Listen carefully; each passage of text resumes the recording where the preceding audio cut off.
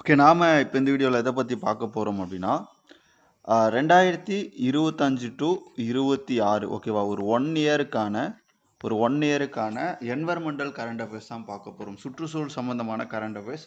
Already இந்த மாதிரி நம்ம நிறைய டாபிக்ஸ் வந்து போட்டிருக்கோம். இப்போ கரண்ட் அஃபேர்ஸ் மட்டும் பார்த்தீங்க அப்படின்னா, உங்களுக்கு தனித்தனி செப்பரேட் டாப்பிக்காக நம்ம பார்க்குற மாதிரி ரெடி பண்ணியிருக்கோம்.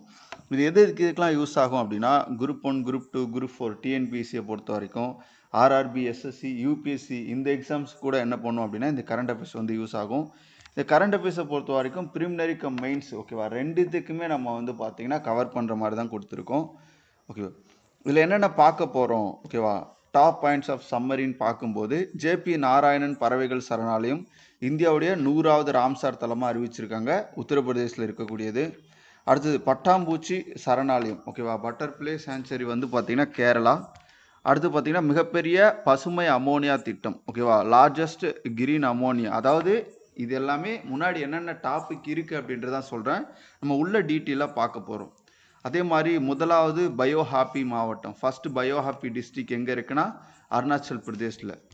அடுத்து பாருங்கள் ஹெய்லி குப்பி எரிமலை ஓகேவா, நியூஸில் டெய்லி என்னென்ன நமக்கு வந்து நியூஸில் வந்திருக்குமோ அது எல்லாமே நான் இங்கே எடுத்திருக்கேன். ஓகே பார்க்கலாம். ஃபஸ்ட்டு பாருங்கள் ஜேபி நாராயணன் பறவைகள் சரணாலயம் ஓகேவா. ஜேபி நாராயணன் பறவைகள் சரணாலயம் எந்த மாநிலத்தில் அமர்ந்திருக்கு அப்படின்னு கேட்டால் உத்தரப்பிரதேசம். இதை பற்றி பார்க்கலாம். ஜெய்பிரகாஷ் நாராயணன் பறவைகள் சரணாலயம், அதாவது சுர்தால் அப்படின்னு சொல்லுவோம், இந்தியாவினுடைய 100வது ராம்சார் தலமாக இது வந்து என்ன பண்ணியிருக்கு, மாறி இருக்கு. நிறைய வாட்டி கொஷினில் வந்து கேட்டிருக்காங்க, 95வது ராம்சார் தலம் எது, 98வது ராம்சார் தலம் எதுன்னு. இப்போ தற்போது வரை பார்த்தீங்க அப்படின்னா, இப்போ நம்ம இந்த வீடியோ பார்க்குறோம் இல்லையா, இந்த 8வது மாதம் வரை இதுவரையில் இந்தியாவில் 100 ராம்சார் தலங்கள் அறிவிக்கப்பட்டிருக்கு ஓகேவா. இது கங்கை நதி படுக்கையில் உள்ள ஒரு இயற்கை ஆக்ஸ்போ ஏரி அப்படின்னு சொல்கிறாங்க ஓகேவா. இது உத்தரப்பிரதேசத்தினுடைய பல்லியா மாவட்டத்தில் இருக்குது. எங்கே இருக்குது அப்படின்னா பல்லியா மாவட்டத்தில் அமைஞ்சிருக்கு. அடுத்து பாருங்கள் சேக்கா ஜூல் பறவைகள் சரணாலயம் எங்கே இருக்குது ஓகேவா. அப்போ பாருங்கள் இது வந்து பார்த்திங்கன்னா உத்தரப்பிரதேசத்தில் தான் இருக்குது. சேக்கா ஜூல் பறவைகள் சரணாலயம் இந்தியாவின் 99வது ராம்சார் தலமாக அறிவிக்கப்பட்டது. இது உத்தரப்பிரதேசனுடைய அலிநகர் பகுதியில் அமைஞ்சிருக்கு. அப்போது 99வது ராம்சார் தலம் எது அப்படின்னு கேட்டால் சேக்கா ஜூல் பறவைகள் சரணாலயம். இது சேக்கா ஜூல் பறவைகள் சரணாலயம். உத்தரப்பிரதேசத்தினுடைய ராம்சார் தலங்கள் ஓகேவா, அதில் வந்து கிட்டத்தட்ட ஒரு 13 ராம்சார் தலம் கிட்ட இருக்குது. கடைசியாக என்னென்ன அறிவிச்சாங்க அதை மட்டும் பார்க்குறோம். 2026 பாட்னா பறவைகள் சரணாலயம் அறிவிச்சிருக்காங்க. பாட்னா பறவைகள் சரணாலயம் எந்த மாநிலத்தில் அமைஞ்சிருக்குன்னு கேட்டால் என்ன சொல்லணும், உத்தரப்பிரதேஷ் அப்படின்னு சொல்லணும். அதே மாதிரி சேக்காஜூல் பறவைகள் சரணாலயம் எந்த மாநிலம் அப்படின்னு கேட்டாங்கன்னா உத்தரப்பிரதேஷ். ஜெய்பிரகாஷ் நாராயண் பறவைகள் சரணாலயம் அதுவும் உத்தரப்பிரதேஷ் ஓகேவா. கடைசியாக அறிவிக்கப்பட்ட ஒரு 3மே வந்து பார்த்திங்கன்னா உத்தரப்பிரதேசில் இருந்து அறிவிக்கப்பட்டிருக்கு. சரி, ராம்சார் உடன்படிக்கை பற்றி பார்ப்போம். ராம்சார் கன்வென்ஷன் பார்க்கும்போது கையெழுத்திடப்பட்ட நாள் வந்து பார்த்தீங்கன்னா 1971 பிப்ரவரி 2 ஈரான் ஓகேவா, ஈரான் நாட்டினுடைய ராம்சார் நகரில் கையெழுத்திட்டதால் இதை என்ன சொல்கிறோம் அப்படின்னா ராம்சார் உடன்படிக்கை அப்படின்னு சொல்கிறோம். ஓகே, இது எப்போ அமலுக்கு வந்துச்சு அப்படின்னு பார்த்தீங்கன்னா 1975 டிசம்பர் 21 வந்து பார்த்தீங்கன்னா அமலுக்கு வந்தது. தற்போதைய நிலையில் இந்தியாவில் மொத்தம் 100 ராம்சார் தலங்கள் வந்து இருக்குது. அதிகபட்ச ராம்சார் தலங்கள் கொண்ட மாவட்டம் நம்முடைய தமிழ்நாடு, 20 ராம்சார் தலங்கள். 2வது இடத்துல உத்தரப்பிரதேசம் 13 ராம்சார் தலங்களுடைய 2வது இடத்துல வந்து பார்த்தீங்கன்னா இருக்குது. அடுத்து பாருங்க ஆசியாவிலே அதிக ராம்சார் தலங்களை கொண்ட நாடு எது அப்படின்னு பார்த்தீங்கன்னா இந்தியா. சரி, அடுத்து பார்ப்போம் புதிய தாவர இனம் ஓகேவா, ஒஸ்பெக்கியா ஷுபென்கா ஓகேவா, இதை பற்றி தான் பார்க்க போகிறோம்.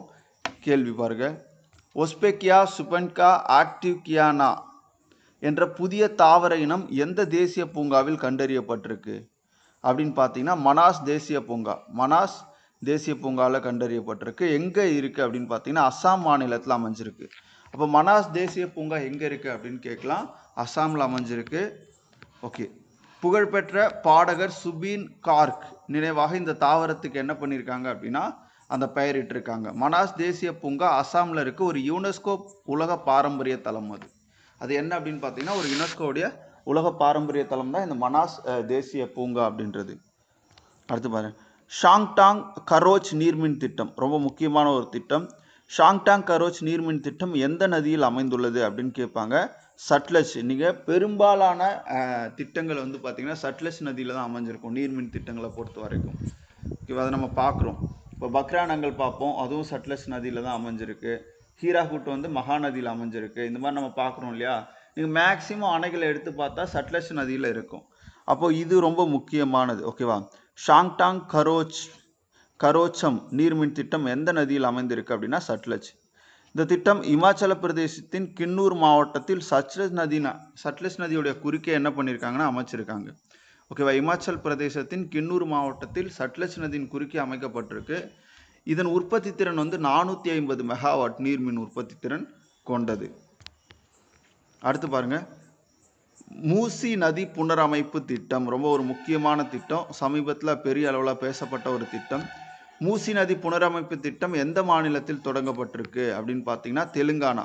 ஓகேவா. மூசி நதி புனரமைப்பு திட்டம் எந்த மாநிலத்தில் தொடங்கப்பட்டிருக்குன்னா தெலுங்கானா. பாருங்க, தெலுங்கானா அரசின் முதன்மை திட்டமாக செயல்படுத்தப்படுது. ஹைதராபாத் நகரம் வழியாக பாயும் மூசி நதியை சுத்தம் செய்து மீட்டெடுப்பது இதோடைய நோக்கம். அடுத்து பாருங்க, ப்ராஜெக்ட் சீட்டா. ஓகேவா. ப்ராஜெக்ட் சீட்டா வந்து பாருங்க, கேள்வி 28 பிப்ரவரி 2026 அன்று ப்ராஜெக்ட் சீட்டா திட்டத்தின் கீழ் இந்தியாவிற்கு 9 சிறுத்தைகளை வழங்கிய ஆப்பிரிக்க நாடு எது அப்படின்னு பார்த்தீங்கன்னா போஸ்வானாவிலிருந்து நம்ம 9 சீட்டாஸ் வந்து கொண்டு வந்திருக்கோம். சரி, இந்த பாருங்க, போஸ்வானாவில் பெறப்பட்ட 9 சிறுத்தைகளும் மத்திய பிரதேசத்தின் குனோ தேசிய பூங்கா நம்ம கொண்டு வந்த எல்லா சீட்டாஸுமே நம்ம எங்கே தான் வந்து பார்த்தீங்கன்னா வச்சிருக்கோம். இப்போ நமீபியாவிலேருந்து கொண்டு வந்தோம். ஓகேவா.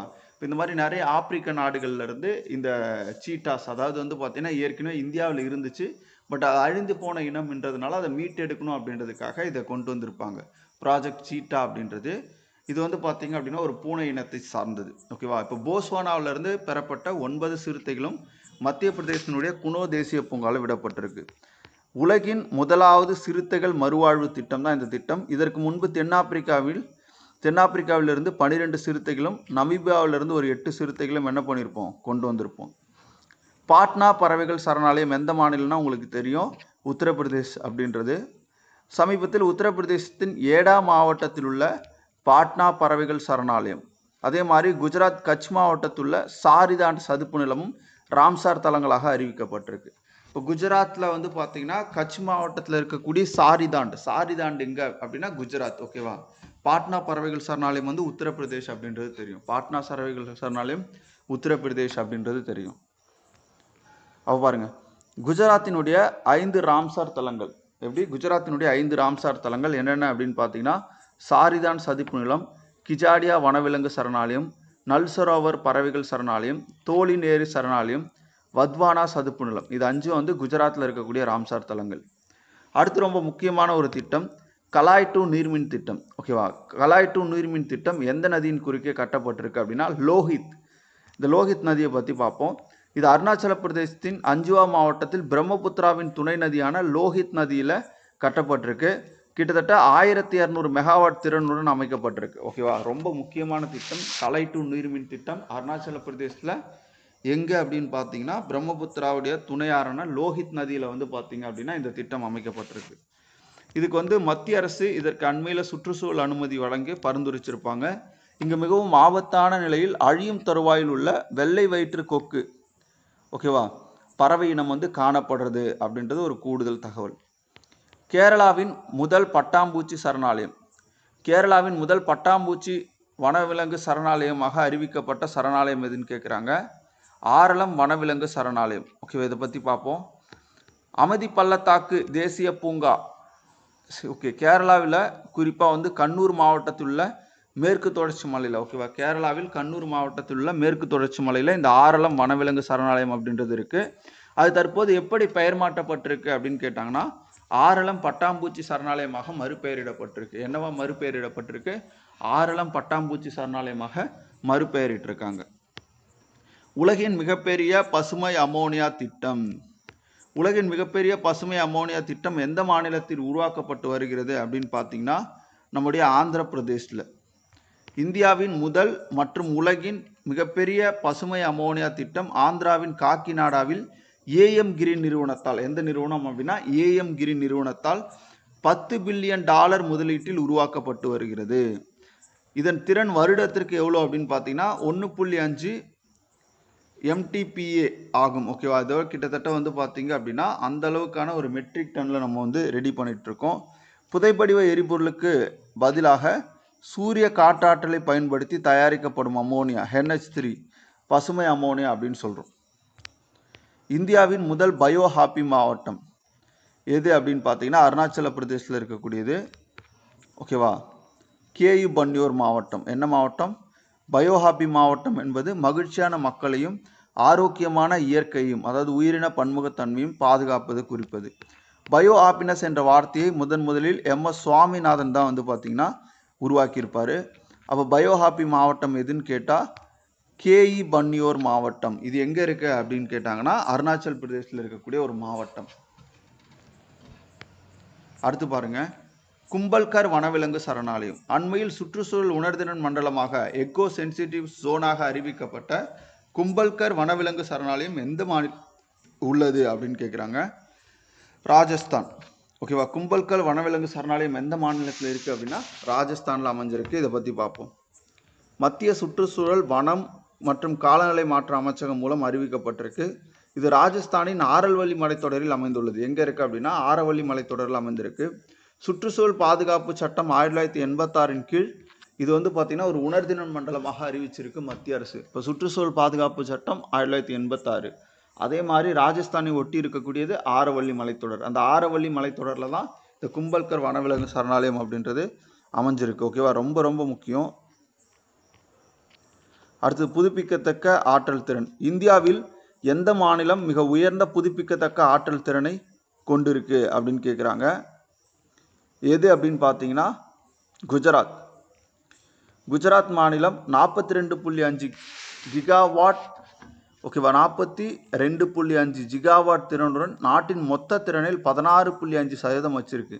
இந்தியாவின் முதன்மை புதுப்பிக்கத்தக்க ஆற்றல் மாநிலமாக எது மாறி இருக்குன்னா குஜராத் வந்து மாறி இருக்கு. கெசானி புயல் 2026 ஆண்டில் கெசானி புயலால் கடுமையாக பாதிக்கப்பட்ட நாடு எது அப்படின்னு பார்த்தீங்கன்னா மடகாஸ்கர். ஓகேவா, மடகாஸ்கர். கோப்ரா நீர்நிலை. ஓகேவா, கோப்ரா நீர்நிலை எந்த மாநிலத்தில் அமைந்துள்ளது அப்படின்னா சத்தீஸ்கர். எதுக்காக இதை பார்க்குறோம் அப்படின்னா சத்தீஸ்கரினுடைய பிலாய்பூர் மாவட்டத்தில் உள்ள கோப்ரா நீர்நிலை அந்த மாநிலத்தின் முதல் ராம்சார் தலமாக அறிவிக்கப்பட்டிருக்கு. சத்தீஸ்கரின் பிலாஸ்பூர் மாவட்டத்தில் கோப்ரா நீர்நிலை அந்த மாநிலத்தினுடைய முதல் ராம்சார் தலமாக என்ன பண்ணியிருக்காங்க, அறிவிச்சிருக்காங்க. அதே போல் ராஜஸ்தானின் அல்வார் மாவட்டத்தில் உள்ள மனிதனால் உருவாக்கப்பட்ட நன்னூர் ஏரியான சிலிசிர்சா ஏரியும் ராம்சார் தலமாக என்ன பண்ணியிருக்காங்க, அறிவிக்கப்பட்டிருக்கு. அப்போ சிலிசிர்சா ஏரி எங்கே அப்படி இருக்குன்னா ராஜஸ்தானில் இருக்கக்கூடியது. எந்த மாவட்டம் அப்படின்னா அல்வார் மாவட்டத்தில் இருக்கக்கூடியது. ஓகே, அடுத்து பாருங்கள், ராம்கர் விஸ்தாரி புலிகள் காப்பகம். ராம்கர் விஸ்தாரி புலிகள் காப்பகம் எந்த மாநிலத்தில் அமைந்துள்ளது அப்படின்னா ராஜஸ்தான். ஓகே, இதை பற்றி பார்ப்போம். மத்திய பிரதேசத்தின் பெஞ்ச் புலிகள் காப்பகத்திலிருந்து ஒரு பெண் புலி இந்திய விமானப்படை மூலம் ராஜஸ்தானில் ராம்கர் விஸ்தாரி காப்பகத்திற்கு கொண்டு செல்லப்பட்டிருக்கு. இது இந்தியாவின் 2வது மாநிலங்களுக்கிடையான புலி இடமாற்றமாகும்.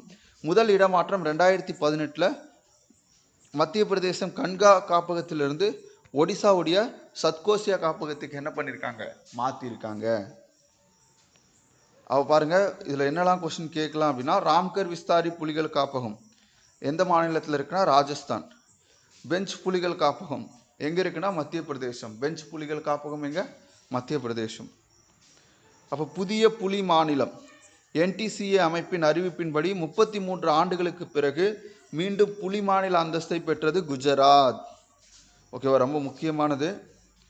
அவ பாருங்க, குஜராத்தின் தாஹோத் மாவட்டத்தில் உள்ள ரத்தன் மஹால் வனவிலங்கு சரணாலயத்தில் புலி இருப்பு உறுதி செய்யப்பட்டதை அடுத்து இந்த அறிவிப்பு அப்படின்றது வெளியிட்டிருக்காங்க. UNEP சாம்பியன்ஸ் ஆஃப் எர்த் விருது 2025 ஆண்டுக்கான ஐக்கிய நாடுகளின் சுற்றுச்சூழல் திட்டத்தின் சாம்பியன்ஸ் ஆஃப் எர்த் விருதை வென்றவர் யார் அப்படின்னு கேட்குறாங்க. யார் அப்படின்னு பார்த்தீங்கன்னா சுப்ரியா சாகு, தமிழ்நாட்டை சேர்ந்தவங்க. தமிழக அரசின் கூடுதல் தலைமைச் செயலாளராக வனத்துறையில் இருந்திருப்பாங்க. அப்போ ஐக்கிய நாடுகள் சபையின் மிக உயர்ந்த சுற்றுச்சூழல் கௌரவமாக அது வந்து அவங்களுக்கு கொடுக்கப்பட்டிருக்கு. அடுத்து பாருங்க, கித்வா புயல். ஓகேவா, தித்வா புயலை பொறுத்த வரைக்கும் தித்வா புயலுக்கு பெயரிட்ட நாடு எது அப்படின்னு கேட்டாங்கன்னா ஹேமன். ஓகேவா, இப்புயல் சமீபத்தில் இலங்கை மற்றும் தென்னிந்திய பகுதிகளை தாக்கியது. இலங்கை மற்றும் தென்னிந்திய பகுதிகளை வந்து தாக்கியிருக்கு. அடுத்து பாருங்க, சரண்டா காடுகள். சரண்டா காடுகள் எந்த மாநிலத்தில் அமைந்துள்ளது அப்படின்னா ஜார்க்கண்ட்.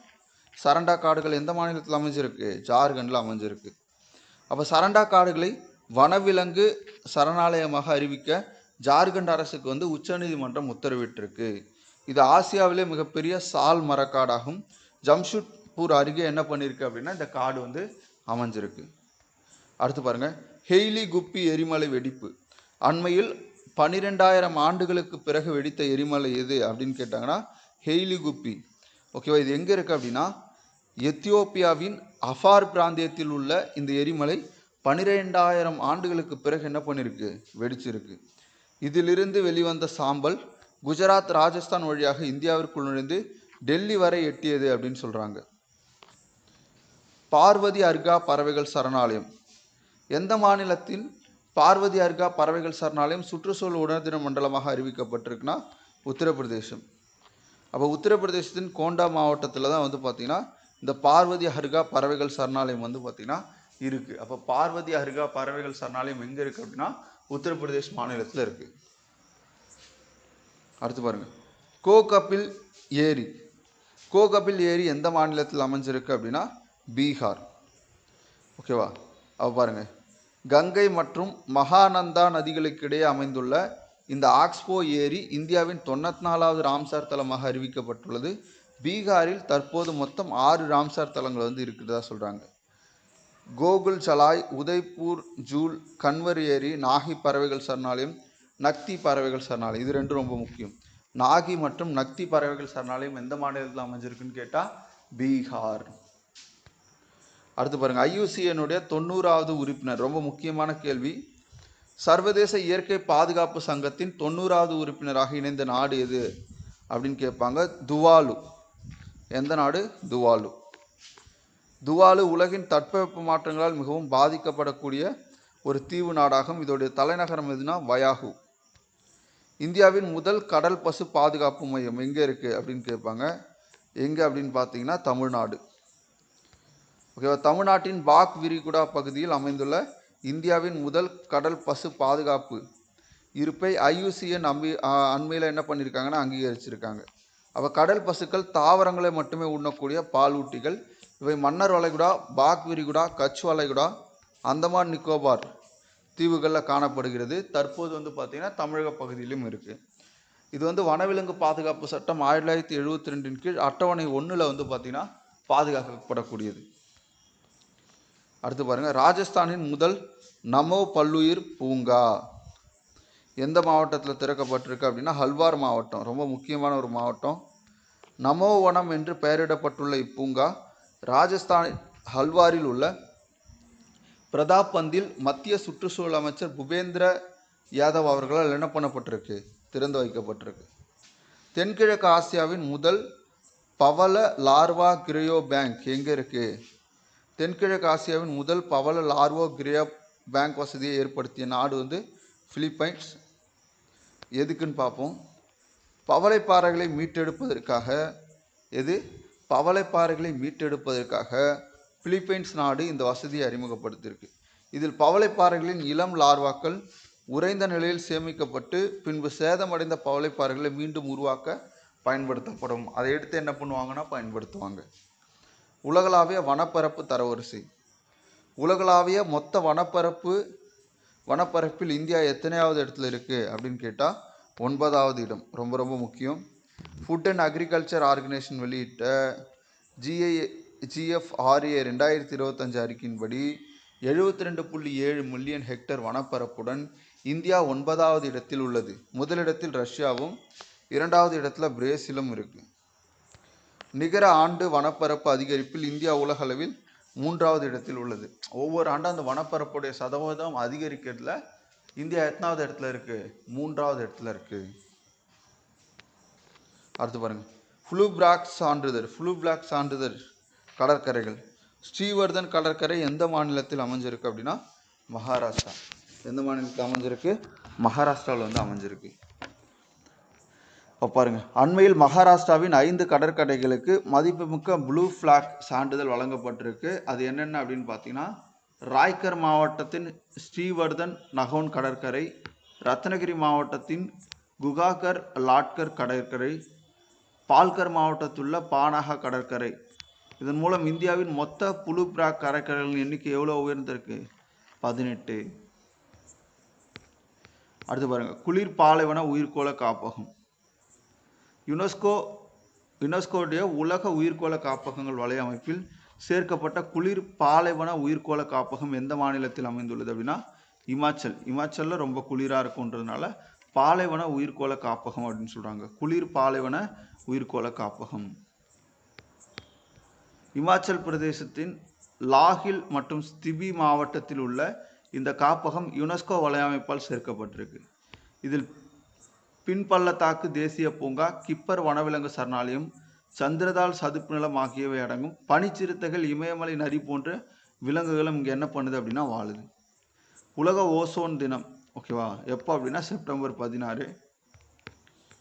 ஓகே, 2025 அதோடைய கருப்பொருள் என்ன அப்படின்னு பார்த்தீங்கன்னா, அறிவியலிலிருந்து உலகளாவிய நடவடிக்கை வரை, from science to global action, ozone அடுக்கு வளிமண்டலத்தின் ஸ்ட்ரோபோஸ்பியர் அடுக்கில் அமைந்த சூரியனின் தீங்கு விளைவிக்கும் புற ஊதா கதிர்களிடமிருந்து நம்மை பாதுகாக்கக்கூடியது தான் ஓசோன். ஓசோனை பாதிக்கும் பொருட்களை தடுக்க 1987 மான்ட்ரியல் புரோட்டோக்கால் கையெழுத்தானது.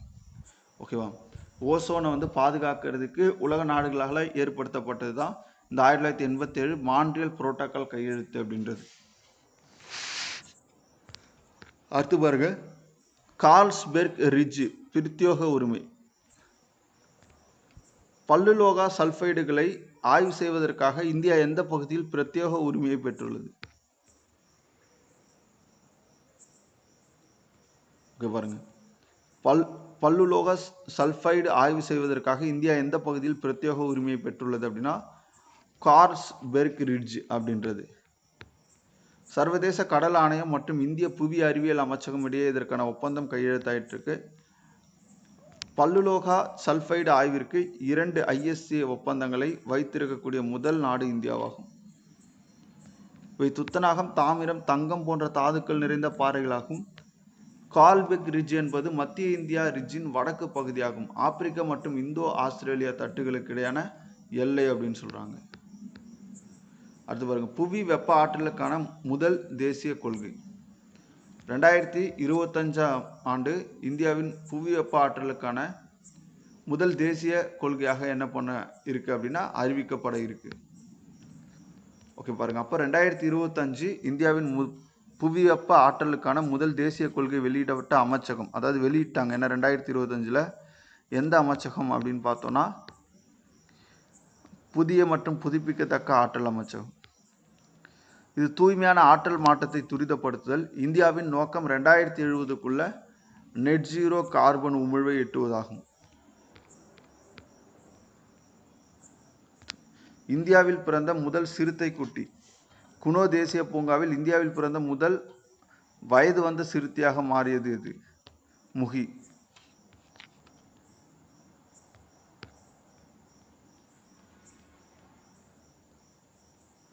அடுத்து பாருங்க, இதில் நமீபியா சிறுத்தையான ஜவுலாவுக்கு 29 மார்ச் 2023 அன்று பிறந்த பெண்குட்டிக்கு முகி என பெயரிடப்பட்டது. இது தற்போது முழு வளர்ச்சி பார்த்தீங்கன்னா அடைஞ்சிருக்கு. தேசிய பயோ பவுண்டரி நெட்வொர்க். 2025 இந்தியாவின் முதல் தேசிய bio boundary network, national bio boundary நெட்வொர்க்கை தொடங்கியவர் யார்? டாக்டர் ஜிதேந்திர சிங். மத்திய அறிவியல் மற்றும் தொழில்நுட்பத்துறை அமைச்சர் ஜிதேந்திர சிங் பயோ கொள்கையின் கீழ் இதை தொடங்கினார். இதன் மூலம் 2030க்குள் இந்தியாவில் பயோ பொருளாதார இலக்கு $300 பில்லியன் நிர்ணயிக்கப்பட்டிருக்கு. அடுத்து பாருங்க, அரிதான நீல நிற காளான். அரிதான நீல நிற பிங்க் காளான் அண்மையில் எங்கு கண்டறியப்பட்டது அப்படின்னா தெலுங்கானா. நியூசிலாந்தை தாயகமாக கொண்ட இந்த அரிய வகை காளான் தெலுங்கானாவின் காக்கஸ் நகர் காடுகளில் பார்த்தீங்கன்னா கண்டறியப்பட்டிருக்கு. சர்வதேச சூரிய சக்தி கூட்டணியுடைய 107வது உறுப்பினர் யார் அப்படின்னு பார்த்தோன்னா மால்டோவா. ஓகேவா. இன்டர்நேஷ்னல் சோலார் அலைன்ஸ் 2015ஆம் ஆண்டு பாரிஸ் COP21 மாநாட்டில் இந்திய பிரதமர் நரேந்திர மோடியால் முன்மொழியப்பட்டது தான் இந்த இன்டர்நேஷ்னல் சோலார் அலைன்ஸ் அப்படின்றது. ஓகேவா. இதோடைய தலைமையகம் எங்கே இருக்குது அப்படின்னா ஹரியானா குருகிராமில் இருக்குது. இதன் தற்போதைய இயக்குனர் யார் அப்படின்னா ஜெனரல் ஆஷிஷ் கண்ணா. பெட்ரோலில் எத்தனால் கலப்பு. ஓகேவா. பெட்ரோலில் இந்தியாவின் தற்போதைய எத்தனால் கலப்பு சதவீதம் வந்து பார்த்தீங்கன்னா 20%. எவ்வளோ அப்படின்னா 20%.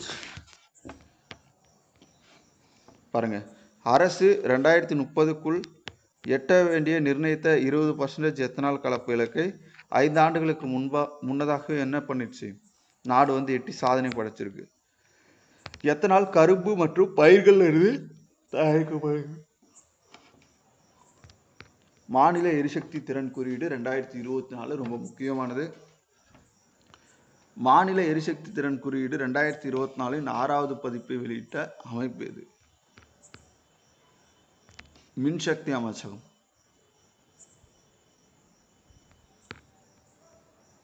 ஓகே பாருங்க, இது பியூரோ ஆஃப் எனர்ஜி எஃபிஷியன்சி அமைப்பால் தயாரிக்கப்பட்டது. மாநிலங்களின் ஒட்டுமொத்த தரவரிசையில் மகாராஷ்டிரா முதலிடத்திலும், ஆந்திரா 2வது இடத்திலும், அசாம் வந்து பார்த்தீங்கன்னா 3வது இடத்திலும் இருக்கு. காசிரங்கா புலிகள் காப்பகம் எந்த மாநிலத்தில் அமைந்துள்ளது அப்படின்னா அசாம். காசிரங்கா புலிகள் காப்பகம் உலகளவில் புலி அடர்த்தியில் 3வது இடத்தை பிடித்துள்ளது. 100 சதுர கிலோமீட்டருக்கு 18.65 புலிகள் இருக்கும் அப்படின்னு சொல்றாங்க. உலகிலேயே அதிக புலி அடர்த்தியை கொண்ட காப்பகங்கள் பந்திப்பூர் கர்நாடகா, கார்பேட் உத்தரகாண்ட்.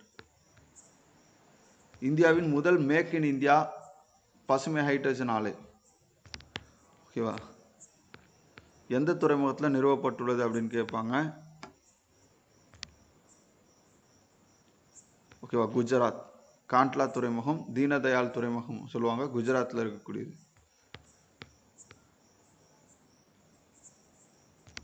எடுத்து பாருங்க, உலகளாவிய உயிர் எரிபொருள் நுகர்வு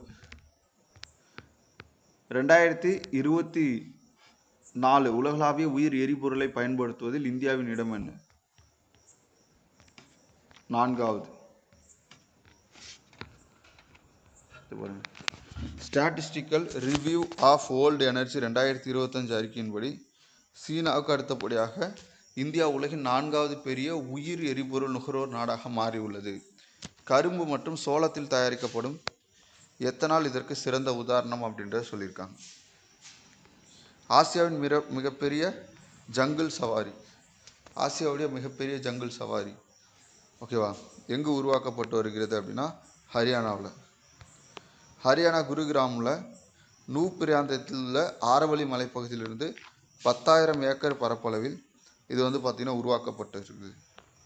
மாநிலங்களுக்கு இடையான முதல் சிறுத்தை பாதுகாப்பு நடைபாதை. இந்தியாவின் முதல் மாநிலங்களுக்கு இடையான சிறுத்தை பாதுகாப்பு நடைபாதை எந்த 2 மாநிலங்களுக்கு இடையே அறிமுகப்படுத்தப்பட்டிருக்கு? ராஜஸ்தான் மற்றும் மத்திய பிரதேசம். 17,000 சதுர கிலோமீட்டர் பரப்பளவை கொண்ட இந்த நடைபாதை மாபியின் பால்பூர் குனோ தேசிய பூங்கா, காந்தி சாகர் சரணாலயம், ராஜஸ்தானுடைய முகுந்த் ஹில்ஸ் புலிகள் காப்பகத்தையும் இணைக்கிறது. உலக சுற்றுச்சூழல் தினம் ஜூன் 5. 1972 ஐநா பொது சபையால் நிறுவப்பட்டிருக்கும். 2025ஆம் ஆண்டின் கருப்பொருள் நெகிழி மாசுபாட்டை வெல்வோம் அப்படின்றது. கிச்சன் மற்றும் மோனார் சதுப்பு நிலங்கள் எந்த மாநிலத்தின் அமைஞ்சிருக்கு? ராஜஸ்தானின் பலோடி பகுதியில் கிச்சன் மற்றும் உதய்பூர் பகுதிகளில் மேனார் ஆகிய 2 புதிய ராம்சார் தலங்கள் அறிவிக்கப்பட்டதை தொடர்ந்து ராஜஸ்தானின் மொத்த தலங்களின் எண்ணிக்கை 4ஆக உயர்ந்திருக்கு அப்படின்ற சொல்கிறாங்க. இந்தியாவின் முதல் பட்டாம்பூச்சி சரணாலயம் ஆரளம் வனவிலங்கு சரணாலயம் கேரளா, முன்னாடியே பார்த்தது. நேபாளத்தின் மறைந்த பனியாறு 2025 நேபாளத்தின் எந்த பனிப்பாறை முற்றிலும் மறைந்து விட்டது அப்படின்னு சொல்லி அறிவிச்சாங்க அப்படின்னா யாலா பனிப்பாறை. என்ன பனிப்பாறை? ஹியாலா பனிப்பாறை. நேபாளத்தின் லாங்டாங் பள்ளத்தாக்கில் அமைந்துள்ள இந்த பனிப்பாறை புவி வெப்பமயமாதலால் 66% சுருங்கி முற்றிலும் செயலற்றதாகி ஆகிவிடும். கும்ரம் பீம் புலி நடைபாதையை இருப்பாக அறிவித்த மாநிலம் தெலுங்கானா.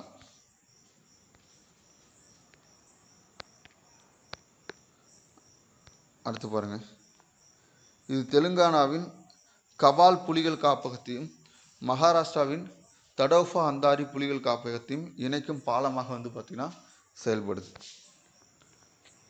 புதிய பட்டாம்பூச்சி இனம் யூதாலிய மலாக்கானா என்ற புதிய பட்டாம்பூச்சி இனம் இந்தியாவில் முதன்முறையாக எந்த மாநிலத்தில் பதிவு செய்யப்பட்டது? அருணாச்சல் பிரதேஷ். இந்தியாவின் மிக நீளமான விலங்கு மேம்பாலம், ஓகேவா, டெல்லி டு மும்பை எக்ஸ்பிரஸ் வேல பார்த்தீங்கன்னா அமைச்சிருக்காங்க.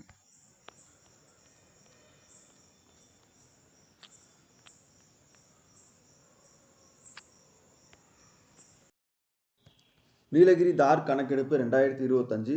நீலகிரி தார் வரையாடு கூட்டு கணக்கெடுப்பு 2025 நடத்திய 2 மாநிலங்கள் எது அப்படின்னு பார்த்தீங்கன்னா கேரளா மற்றும் தமிழ்நாடு.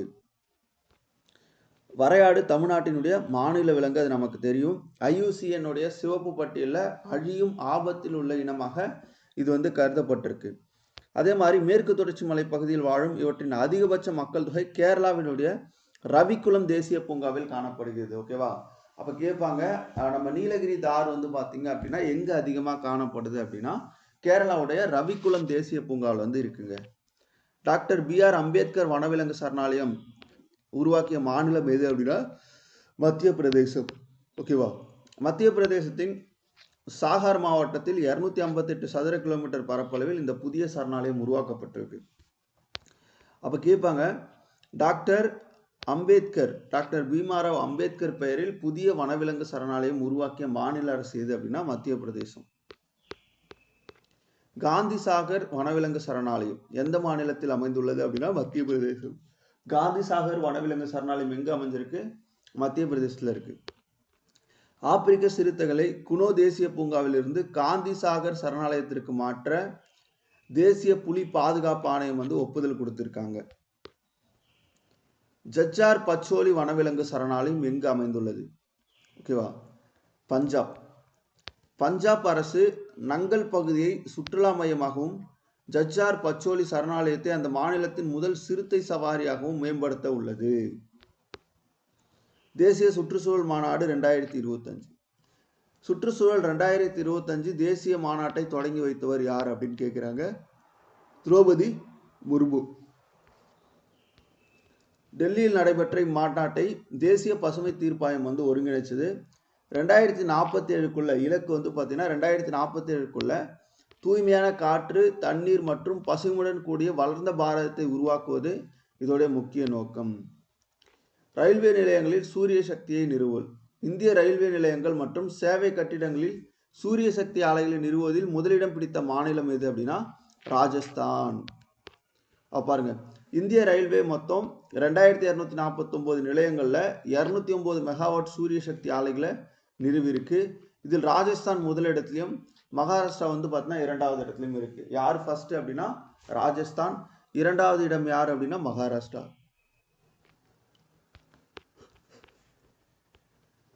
இந்தியாவின் 58வது புலிகள் காப்பகமாக அறிவிக்கப்பட்டது மாதவ் தேசிய பூங்கா. மத்திய பிரதேசத்தின் சிவ்பூரி மாவட்டத்தில் உள்ள மாதவ் தேசிய பூங்கா நாட்டின் 58வது புலி காப்பகமாக மாறி இருக்கு. இதன் மூலம் மத்திய பிரதேசத்தின் மொத்த புலி காப்பகங்களின் எண்ணிக்கை 9ஆக உயர்ந்திருக்கு. 57வது பார்த்தீங்கன்னா ரதபூதனி புலிகள் காப்பகம், 58 தான் இந்த மாதவ் புலிகள் காப்பகம். நதி டால்பின் மக்கள் தொகை கணக்கெடுப்பு. இந்தியா அண்மையில் நடத்திய முதல் நதி டால்பின் கணக்கெடுப்பில் எத்தனை டால்பின்கள் பதிவாயிருக்கு அப்படின்னா 6327 டால்பின்கள் பதிவாயிருக்கு. எவ்வளோ? 6327. இந்திய வனவிலங்கு நிறுவனம் கங்கை, பிரம்மபுத்திரா மற்றும் பியாஸ் நதி படுகைகளில் இக்கணக்கெடுப்பை நடத்தியிருக்கு. இதில் அதிகபட்சமாக உத்தரப்பிரதேசத்தில் 2397 டால்பின்களும், பீகார்ல 2020 டால்பின்களும் பதிவாகி இருக்கு. இந்தியாவின் முதல் வெள்ளை புலி இனப்பெருக்க மையம் மத்திய பிரதேசத்தில் இருக்கு. மத்திய பிரதேசனுடைய ரேவா பகுதியில் உள்ள முகுந்த்பூர் வெள்ளை புலி சவாரியில் இந்த மையம் வந்து பார்த்தீங்கன்னா அமைக்கப்பட்டிருக்கு. இது மத்திய உயிரியல் பூங்கா வந்து இதுக்கு அனுமதி கொடுத்திருக்காங்க. இந்தியாவின் முதல் PPP பசுமை கழிவு பதப்படுத்தும் ஆலை, இந்தியாவின் முதல் பொது தனியார் கூட்டு பசுமை கழிவு பதப்படுத்தும் ஆலை எந்த நகரில் அமைக்கப்பட்டுள்ளது? ஓகேவா, எங்க அப்படின்னு பார்த்தீங்கன்னா இந்தூர்ல. தூய்மை பாரத இயக்கம் நகர்ப்புற திட்டத்தின் கீழ் இந்தூரில் அமைக்கப்பட்டுள்ள இந்த ஆலை மரங்கள் மற்றும் இலைகளின் கழிவுகளை மாற்று எரிபொருளுக்கான மர தூளாக என்ன பண்ணும், மாற்றும் சொல்லியிருக்காங்க. உலகின் மிகப்பெரிய பனிப்பாறை எது? உலகின் மிகப்பெரிய பனிப்பாறையான A20A எந்த பெருங்கடலில் அமைந்திருக்கு அப்படின்னு பார்க்கும்போது தெற்கு பெருங்கடல்ல இருக்கு. எங்க? தெற்கு பெருங்கடல்ல இருக்கு. பாருங்க, அண்டார்டிகாவின் பில்ஸ்னார் பனிப்பாறையிலிருந்து உடைந்த இந்த உலகின் மிகப்பெரிய பனிப்பாறை அண்மையில் தெற்கு ஜார்ஜியா தீவுகளுக்கு அருகே நகர்ந்து வந்திருக்கிறதா சொல்லியிருக்காங்க. வண்டல் ராயல் பட்டாம்பூச்சி, அண்மையில் வண்டல் ராயல் பட்டாம்பூச்சி முதலாக எங்கு கண்டறியப்பட்டது அப்படின்னா திரிபுரா. ஓகேவா, இப்போ வண்டல் ராயல் பட்டாம்பூச்சி எங்க முதலாக கண்டுபிடிக்கப்பட்டது அப்படின்னா திரிபுரா மாநிலத்தில் கண்டெடுக்கப்பட்டிருக்கு. திரிபுராவின் செபாஜீலா வனவிலங்கு சரணாலயத்தில் இது முதன்முறையாக பார்க்கப்பட்டதா பதிவு செஞ்சிருக்காங்க. மறையும் நிலையில் உள்ள நேபாள பனிப்பாறை, தட்பவெப்ப மாற்றத்தால் 2040 முற்றிலும் அழியும் நிலையில் உள்ள நேபாளத்தின் பனிப்பாறை எது அப்படின்னு கேட்குறாங்க. ஹேலா பனிப்பாறை. இந்தியாவின் முதல் 2 ராம்சார் சதுப்பு நிலங்கள் எது? சர்வதேச ராம்சார் உடன்படிக்கையின் கீழ் சதுப்பு நிலங்கள் என்ற அங்கீகாரத்தை பெற்ற முதல் 2 இந்திய நகரங்கள் எது அப்படின்னு பார்த்தீங்கன்னா இந்தூர் மற்றும் உதய்பூர். ஓகேவா, சதுப்பு நில நகரங்களா 2 நகரம் வந்து இப்போ இந்தியாவில் இருக்கு. அதுல ஒன்று வந்து இந்தூர், இன்னொன்று வந்து பார்த்தீங்கன்னா உதய்பூர். மத்திய பிரதேசத்தின் இந்தூர் மற்றும் ராஜஸ்தானுடைய உதய்பூர். அப்போ இந்தூர் எங்க இருக்கு அப்படின்னு கேட்டா இந்தூர் வந்து மத்திய பிரதேசிலும் ராஜஸ்தான்ல வந்து உதய்பூர் ஆகிய 2 சர்வதேச அங்கீகாரத்தை பெற்றுள்ளன. இதன் மூலம் உலகளாவிய அங்கீகாரம் பெற்ற நகரங்களின் எண்ணிக்கை 74ஆக உயர்ந்திருக்கு. உத்வா ஏரி, உத்வா ஏரி பின்வரும் எந்த மாநிலத்தில் அமைந்துள்ளது அப்படின்னா ஜார்க்கண்ட். சமீபத்தில் இணைக்கப்பட்ட 4 புதிய ராம்சார் தலங்கள்ல உத்வா ஏரி ஜார்க்கண்ட் முதல் தலம், செச்சியோல்பரி சதுப்பு நிலம் சிக்கிமினுடைய முதல் தலம், சக்கரக்கோட்டை பறவைகள் சரணாலயம் தமிழ்நாடு, தீர்த்தங்கள் பறவைகள் சரணாலயம் தமிழ்நாடு. ஓகேவா, இதுல பாருங்க உத்வா ஏரி வந்து ஜார்க்கண்டுடைய முதல் தலம், செச்சியோபால்ரி சதுப்பு நிலம் வந்து சிக்கிமினுடைய முதல் தலம். அப்போ இது எல்லாமே ரொம்ப முக்கியமானது. தமிழ்நாடை பொறுத்த வரைக்கும் 2 இணைச்சிருப்பாங்க. ஒன்று சக்கரக்கோட்டை பறவைகள் சரணாலயம், இன்னொன்று தீர்த்தங்கள். அமெரிக்காவின் தேசிய பறவையாக அறிவிக்கப்பட்டது மொட்டைக்கழுகு. எது? மொட்டைக்கழுகு. கென்பெட்வா நதிகள் இணைப்பு திட்டம் ரொம்ப முக்கியமான திட்டம். கென்பெட்வா நதிகள் இணைப்பு திட்டத்திற்கு ரிவர் லிங்கிங் ப்ராஜெக்டுக்கு அடிக்கல் நாட்டியவர்னா நரேந்திர மோடி அவர்கள். ஓகேவா, இத்திட்டத்தின் மொத்த பட்ஜெட் வந்து 45,000 கோடி. ஓகேவா, கென்பெட்வா இணைப்பு திட்டத்தினுடைய நிதி எவ்வளோ அப்படின்னு கேட்பாங்க. 45,000 கோடி. ஜல்சக்தி அமைச்சகம் உத்தரப்பிரதேசம் மற்றும் மத்திய பிரதேச அரசுகளுடன் இதற்கான ஒப்பந்தத்தை வந்து மேற்கொண்டிருக்காங்க. இது இந்தியாவின் நதிகள் இணைப்புக்கான முதலாவது திட்டமாகும். தாவ்தான் அணை மற்றும் கால்வாய் மூலம் கென் நதியின் உபரி நீர் பெட்வா நதிக்கு மாற்றப்பட்டு பாந்தேல்கண்ட் போன்ற வறண்ட பகுதிகளுக்கு குடிநீர் தேவை என்ன பண்ணும், பூர்த்தி செய்யும். ரொம்ப முக்கியமான திட்டம். UNCCD COP16 மாநாடு, பாலைவனமாதலை தடுப்பதற்கான ஐநா உடன்படிக்கையின்படி 16வது மாநாட்டை COP16 UNCCD நடத்திய நாடு எது அப்படின்னு பார்த்தீங்கன்னா சவுதி அரேபியா. சவுதி அரேபியாவின் ரியாத் நகரில் நடைபெற்ற இந்த மாநாட்டுடைய கருப்பொருள் நமது நிலம் நமது எதிர்காலம், அவர் லேண்ட் அவர் ஃபியூச்சர். இதில் இந்தியா தனது ஆரவள்ளி பசுமை சுவர் திட்டத்தை சமர்ப்பித்தது. ஓகேவா, இந்தியா வந்து என்ன பண்ணியிருக்காங்கன்னா ஆரவள்ளி பசுமை சுவர் திட்டத்தை வந்து சமர்ப்பிச்சிருக்காங்க. 1994 தொடங்கப்பட்ட UNCCD அமைப்பில் இந்தியா உட்பட 196 நாடுகள், ஐரோப்பிய ஒன்றியமும் முழு உறுப்பினராக இருக்காங்க. கப்பட் மற்றும் சால் கடற்கரைகள். கப்பட் மற்றும் சால் கடற்கரை எந்த மாநிலத்தில் அமைந்துள்ளது அப்படின்னா கேரளா. பாருங்க, கோழிக்கூடு மாவட்டத்தின் கப்பட் கடற்கரையும் கண்ணூர் மாவட்டத்தின் சால் கடற்கரையும் சர்வதேச ப்ளூ பிளாக் ஓகேவா நீலக்கொடி சான்றிதழ் பெற்றிருக்கு. இதன்படி இந்தியாவின் மொத்த ப்ளூ பிளாக் கடற்கரை 13ஆக என்ன பண்ணிருக்கு, உயர்த்தப்பட்டிருக்கு. பசுமை மொத்த உள்நாட்டு உற்பத்தி. வன சுற்றுச்சூழல் அமைப்பு பசுமை மொத்த உள்நாட்டு உற்பத்தியுடன் இணைந்த முதல் மாநிலம் எது அப்படின்னு கேட்குறாங்க. சத்தீஸ்கர். வன சுற்றுச்சூழல் அமைப்பை பசுமை மொத்த உள்நாட்டு உற்பத்தியுடன் இணைத்த முதல் மாநிலம் எது அப்படின்னு பார்த்தீங்கன்னா, அதாவது ஜிடிபிக்குள்ள கொண்டு வந்திருப்பாங்க, சத்தீஸ்கர். பசுமை ஜிடிபி என்பது சுற்றுச்சூழல் பாதிப்புகள், இயற்கை வளங்களின் அழிவு செலவுகளை கழித்து கணக்கிடப்படும் ஒரு நவீன பொருளாதார மதிப்பீடாகும். அப்போ பசுமை ஜிடிபி அப்படின்னா நம்ம எதுக்கு ஞாபகம் வரணும், சத்தீஸ்கர் ஞாபகம் வரணும். இந்தியாவின் முதல் நவீன கோச்சாலை. அழுத்தப்பட்ட உயிரி எரிவாயு ஆலையை கொண்ட இந்தியாவின் முதல் நவீன தற்சார்பு கோச்சாலை எங்கு திறக்கப்பட்டிருக்கு, குவாலியர். மத்திய பிரதேசத்தின் குவாலியரில் உள்ள லால்டி பராவில் கழிவிலிருந்து செல்வம் திட்டத்தின் கீழ் மாட்டுச்சாணத்தை அடிப்படையாக கொண்ட இந்த ஆலையை பிரதமர் மோடி அவர்கள் திறந்து வச்சிருக்காங்க. துர்கேஷ் அரண்யா விலங்கியல் பூங்கா எங்க இருக்கு அப்படின்னா இமாச்சல் பிரதேஷ். இப்பூங்கா இந்தியாவின் முதல், அதாவது ஐஜிபிசி இந்திய பசுமை கட்டிட குழுமம் சான்றிதழை பெற்ற சாதனை படைத்துள்ளது. இமாச்சல பிரதேசத்தின் பிற முக்கிய பூங்காக்கள் பார்த்தோம் அப்படின்னா கிரேட் ஹிமாலயன் சிம்பிள்ஃபாரா, கிர்கங்கா, பின்வேலி மற்றும் இந்திரகில்லா தேசிய பூங்காக்கள் அடங்கும். பீகாரின் இரண்டாவது புலி காப்பகம். பீகாரின் இரண்டாவது புலி காப்பகம் எந்த மாவட்டத்தில் அமைக்கப்பட்டுள்ளது அப்படின்னா கைமூர். மத்திய அரசு இதற்கு அண்மையில் ஒப்புதல் அளித்துள்ளது. பீகாரின் முதலாவது புலிகள் காப்பகம் மேற்கு சாம்ரான் மாவட்டத்தில் உள்ளது. வால்மீகி புலிகள் காப்பகம். வால்மீகி புலிகள் காப்பகம் எங்க இருக்கு, பீகார். உலகளாவிய உயிரி எரிபொருள் கூட்டணி, குளோபல் பயோஃபியூல் அலைன்ஸ். உலகளாவிய உயிரி எரிபொருள் கூட்டணி தனது தலைமையகத்தை எந்த நாட்டில் அமைக்க ஒப்பந்தம் பண்ணியுள்ளது, இந்தியா. புதுடெல்லியில் நடைபெற்ற 2023 G20 மாநாட்டின் போது தொடங்கப்பட்ட இந்த கூட்டணியில் இந்தியா, அர்ஜென்டினா, பிரேசில், அமெரிக்கா உட்பட தற்போது 22 நாடுகள் உறுப்பினராக இருக்காங்க. ஆக்சிஜன் பறவைகள் பூங்கா. நிதின் கட்காரி ஆக்சிஜன் பறவைகள் பூங்காவை, அதாவது அம்ருத் மகோத்சவ் பூங்காவை எந்த நகரில் திறந்து வைத்தார்,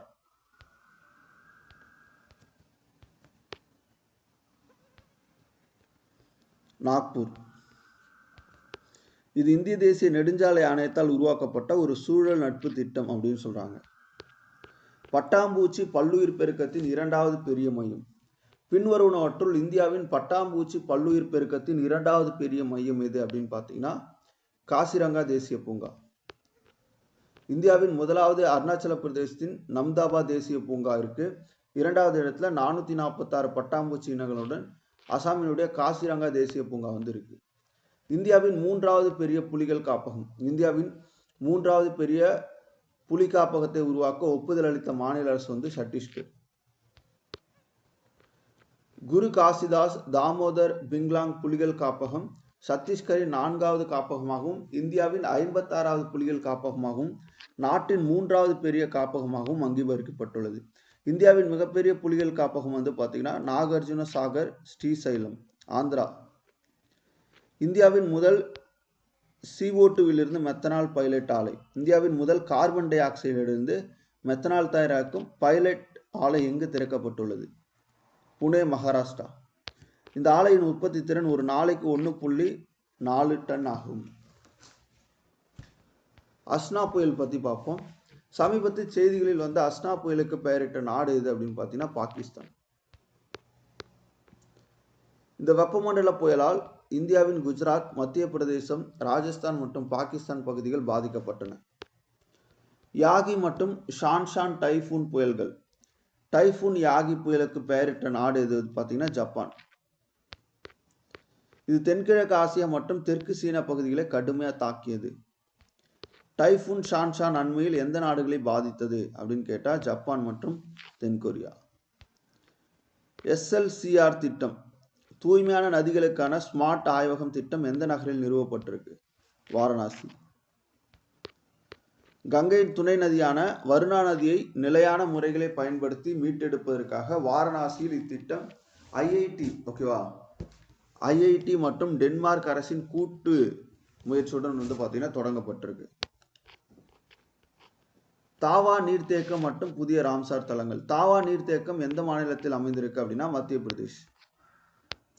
அண்மையில் இணைக்கப்பட்ட 3 புதிய தலங்கள் அப்படின்னு பார்க்கும்போது தாவா நீர்த்தேக்கம் மத்திய பிரதேஷ், மாப்பி சத்ரா புலிகள் காப்பகத்தில் உள்ளது. 2வது நஞ்சவராயன் பறவைகள் சரணாலயம் தமிழ்நாடு, கழுகுவேலி பறவைகள் சரணாலயம் தமிழ்நாடு. புலிகள் காப்பகத்திற்குள் இந்தியாவின் முதல் உயிர்கோள காப்பகம். புலி காப்பகத்திற்குள் உருவாக்கப்பட்ட இந்தியாவின் முதல் உயிர்கோள காப்பகம் எது அப்படின்னு கேட்டா ராஜாஜி ரஹாதி உயிர்கள் காப்பகம். ராஜாஜி ரஹாதி உயிர்கோள காப்பகம் உத்தரகாண்ட். ஓகேவா, ரொம்ப ரொம்ப முக்கியம். ராஜாஜி ரஹாதி உயிர்கோள காப்பகம் உத்தரகாண்ட்ல RRB அப்படின்னு சொல்லுவாங்க அதை சுருக்கமா. அதுல தான் புலிகள் காப்பகத்திற்குள் உருவாக்கப்பட்ட இந்தியாவின் முதல் உயிர்கோள காப்பகம். இது உத்தரகாண்டின் ராஜாஜி தேசிய பூங்காவிற்கு சுற்றுச்சூழல் ஆர்வலர்களான ஜெய்தர் குப்தா மற்றும் விஜய் தஸ்மான் ஆகியோரால் உருவாக்கப்பட்டிருக்கு. நைட்ரஸ் ஆக்சைடு உமிழ்வில் இந்தியாவின் இடம். உலகின் 2வது மிகப்பெரிய நைட்ரஸ் ஆக்சைடு உமிழ்வு நாடு பார்த்தீங்கன்னா இந்தியா. முதலிடத்துல சீனாவும் 2வது இடத்துல இந்தியாவும் இருக்காங்க. இது கார்பன் டை ஆக்சைடை விட வளிமண்டலத்தை மிக வேகமாக வெப்பப்படுத்தக்கூடிய ஒரு பசுமை இல்லா வாயு. கரெக்டா? இது முக்கியமாக ரசாயன உரங்கள் மற்றும் விலங்குடைய கழிவு பயன்பாட்டால் ஏற்படுகிறது. காந்தி சாகர் சரணாலயம் ஆப்பிரிக்க சிறுத்தைகளுக்கான இந்தியாவின் 2வது இல்லமாக மத்திய பிரதேசத்தின் காந்தி சாகர் வனவிலங்கு சரணாலயம் குனோ தேசிய பூங்காவுக்கு அடுத்து தேர்வு செய்யப்பட்டிருக்கு. கர்கர் சோலார் திட்டம். டாடா பவர் சோலார் சிஸ்டம் நிறுவனம் வாரணாசியில 10 லட்சம் வீடுகளுக்கு கூரை சோலார் வழங்குவதற்காக கர்கர் சோலார் என்ற புதிய திட்டத்தை தொடங்கியுள்ளது. நாகி மற்றும் நந்தி பறவை சரணாலயம் ரொம்ப முக்கியமானது. பீகாரின் ஜமுய் மாவட்டத்தில் ஜாஜா காடுகளுக்குள் அமைந்துள்ள நாகி மற்றும் நக்தி பறவைகள் சரணாலயம் அதிகாரப்பூர்வ ராம்சார் பட்டியலில் சேர்த்திருக்காங்க. ரேமல் புயல். வெப்பமண்டல புயலான ரேமல் புயலுக்கு ஓமன் நாடு பெயரிட்டது. இது சமீபத்தில் மேற்கு வங்கம் மற்றும் வங்கதேச கடல் பகுதிகளை தாக்கியது. அனைத்து பனிப்பாறைகளையும் இழந்த முதல் நாடு. உலகின் அனைத்து பனிப்பாறைகளையும் முற்றிலும் இழந்த முதல் நாடாக மாறியுள்ளது எது அப்படின்னா வெனிசுலா.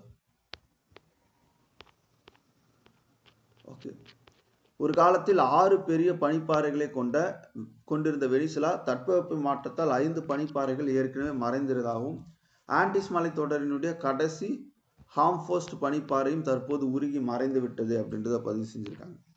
கங்கை நதி டால்பின்களுடைய எண்ணிக்கை. இந்திய வனவிலங்கு நிறுவனத்தின்படி இந்தியாவில் தற்போது 4000க்கும் மேற்பட்ட கங்கை நதி டால்பின்கள் உள்ளன.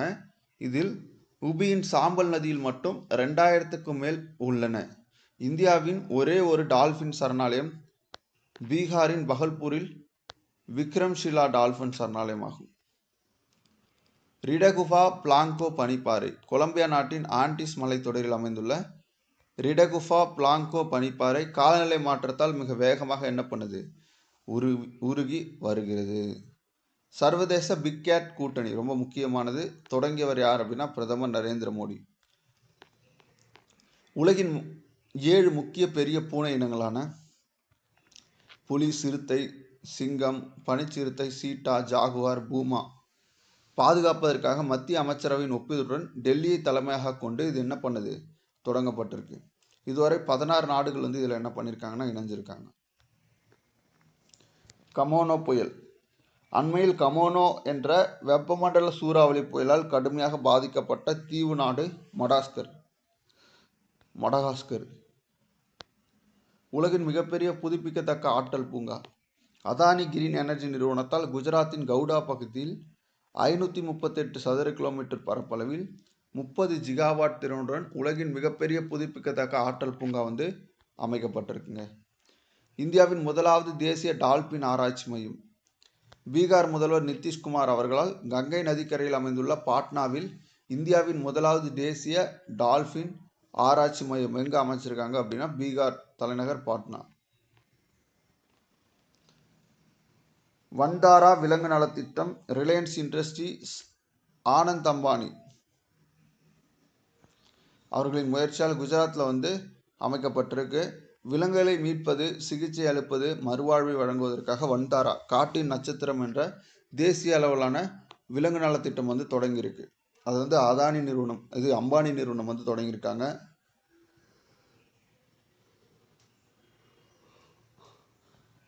கர்நாடகாவின் 3 புதிய ராம்சார் தலங்கள். அங்கா முத்திரம் பறவைகள் இருப்பு பாதுகாப்பு மையம், அகநாசானி முகத்வாரம், மகாடிகெரோ பாதுகாப்பு இருப்பு.